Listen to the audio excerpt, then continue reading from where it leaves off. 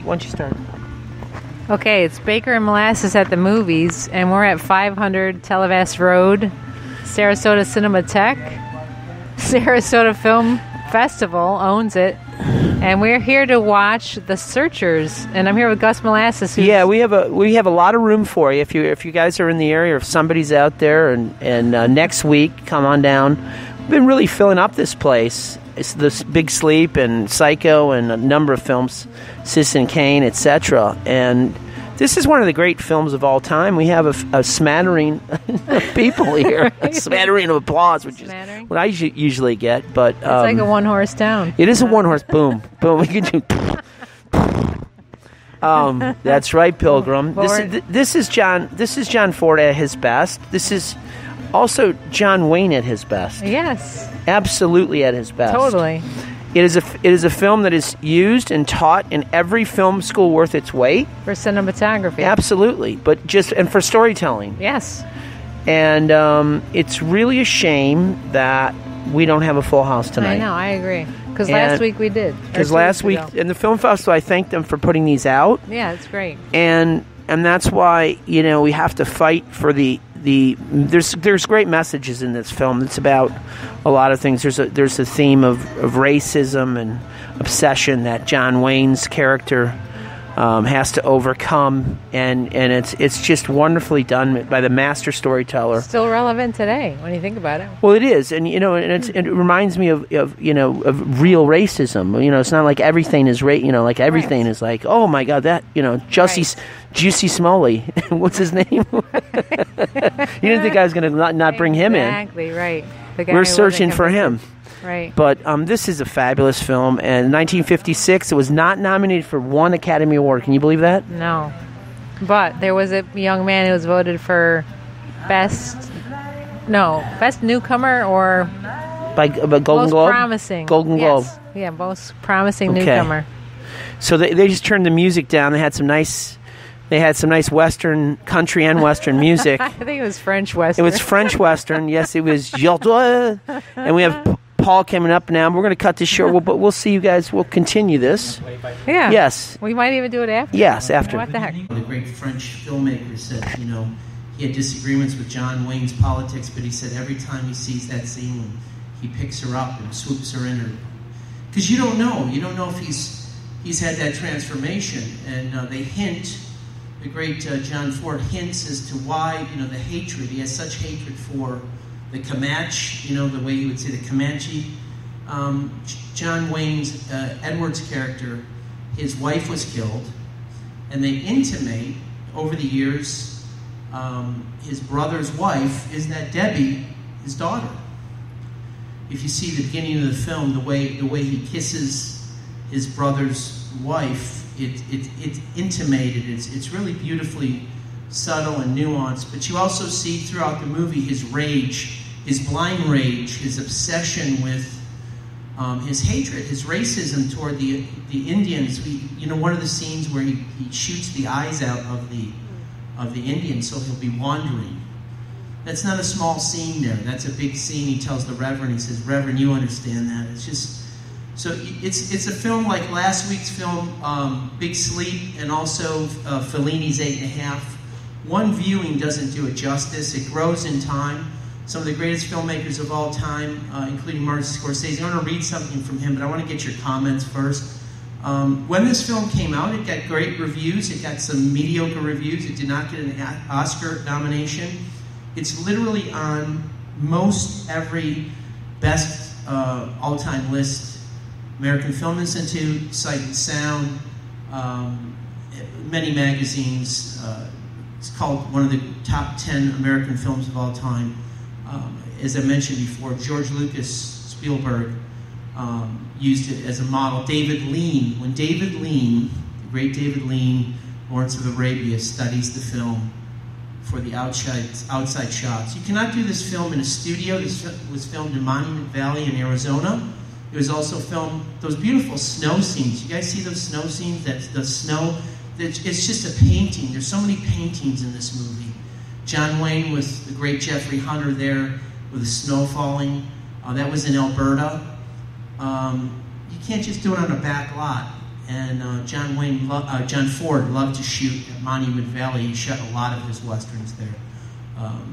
Anyway, I have some comments and some quotes on John Wayne and John Ford, but I want to get your kind of... Is this the first time some of you have ever seen this? You guys over here? You guys... I'm talking to some of my young film... are you guys cinephiles? You really love film? Cool. First time. Give me your... Like, could I pick on you a little bit? Cool. You just came in because it was cool? Yeah, I heard it was a good western. I thought it was great. I don't know. I thought it was... Yeah, I don't know. I thought it was really, like... Have you go to? What? Like, I'm going... Okay. I thought, like, he was really good with transitions from the shots. He was, like, really, like... I don't know. This is No, you're hitting on something. One of my favorite parts, the juxtaposition.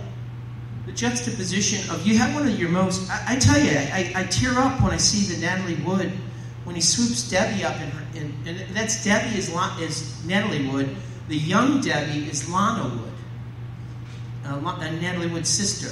So there's a little history there. There's also John Wayne's son is in this film. This is his first film. He plays the man with the sword who's always swinging the sword. This is his first ever movie for John Ford, and his father, John Wayne, is sitting there as he was doing like... He goes, he was more scared than he could than doing the film, just having his dad there. But you're right. That scene where Debbie, the next scene, Ward Bond is bent over and he's got glass coming out of his. It's just the cuts and the craziness of you have them with the rocking chair, the kind of crazy, colorful, almost Shakespearean clown kind of character in here to give it some levity. That's the nuance that films lack today. You have, as I mentioned about Chaplin, we're going to see Chaplin, I think, in November, City Lights. Please come back and see it. It's silent. It's a masterpiece. But Chaplin knew that you can't just play comedy. You just can't play one note. You have to play comedy against pathos. There are moments of sadness in this film, and there are moments of anger. There's also a juxtaposition. There's a comparison, I should say, to Vertigo. Jimmy Stewart's character in Vertigo is obsessed with the Kim Novak character. John Wayne has that same kind of obsession where he's blinded by his hate.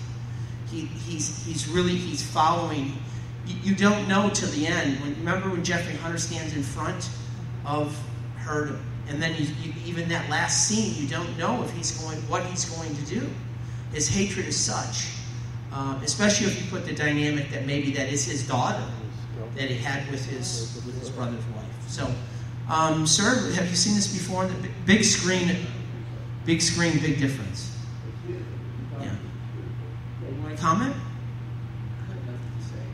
Okay. You enjoyed it, though? It's beautifully shot. Sir, you had a question before we started. I didn't get to you. Did Ford do his World War II during the 40s? This is 1956. Yeah. I wonder if he learned something.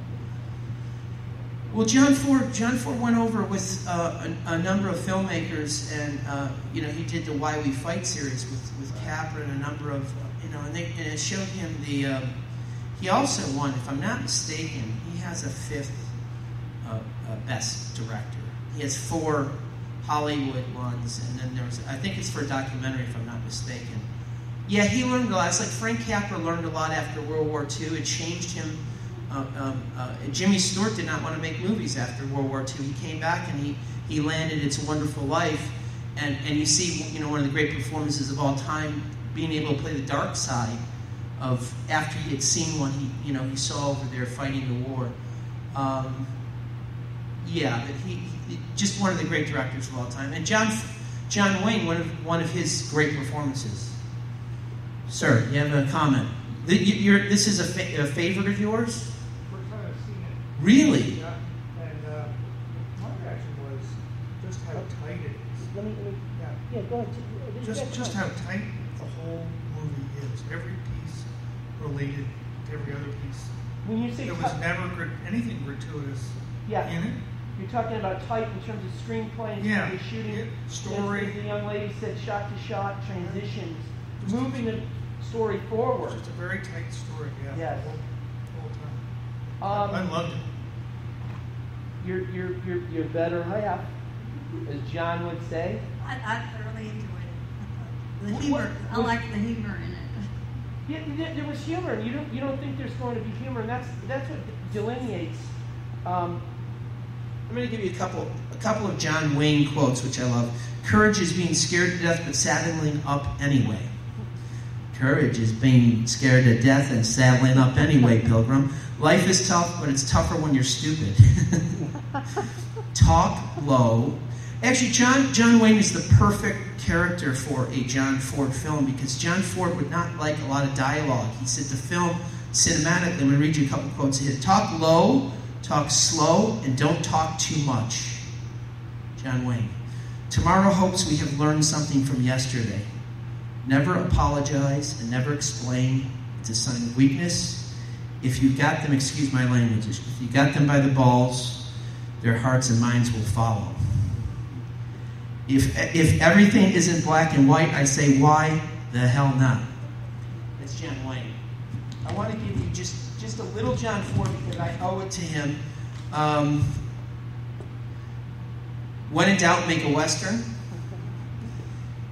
You can speak well if your tongue can deliver the message of your heart. Isn't that beautiful? A true poet. In making the film, this is for filmmakers. A lot of people shoot a lot of film and they leave a lot of cutting room stuff. If you've ever done a film, and I'm a filmmaker and I'm a documentary filmmaker, if you shoot a lot of stuff, you have a lot of choices. It can drive you nuts.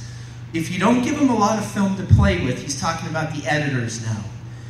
I do cut in the camera. What that means is he's filming his movie inside the camera lens. He's doing a master shot, of course. He's doing a safety.